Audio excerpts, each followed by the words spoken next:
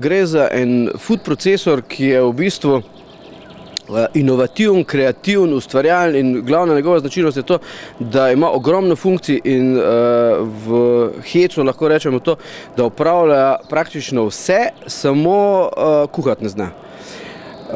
Zdaj seklja, meša, ustvarja šejke, skratka je neke vrste, bi rekel, kuhinjski robot. Zato ste ga tudi poimenovali? Tako, da je to v bistvu multitalent.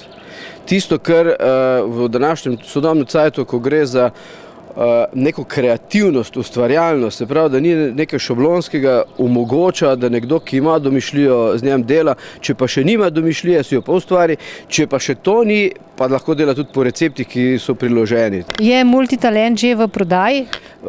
Multitalent je v prodaji od novembra 2012 in se tista njegova planirana prodaja dviguje silovito, tako da ne samo je v dveh izvedenkah, in sicer gre za Siemens verzijo, ki se je začela prodajati na nemškem tržišču, pa verzija Bosch, ki se je začela prodajati na ruskem tržišču in prodaja se praktično zdaj po vseh državah Evrope.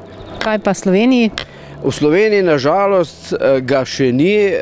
Gre za to, da osvajamo najprej tržišča, ki so za nas najbolj zanimiva, kakor poznate, pa veste, je pa slovensko tržišče v rahle stagnaciji in potem zaradi, bi rekel, toplih žemljic, ki se prodajajo, gre to izredno hitro na tisto tržišče, ki si to najprej želi in ki ima, bi rekel, tak, delamo za denar in ker delamo za denar normalno plasiramo zadevo tja, kjer gre hitreje. Bo pa?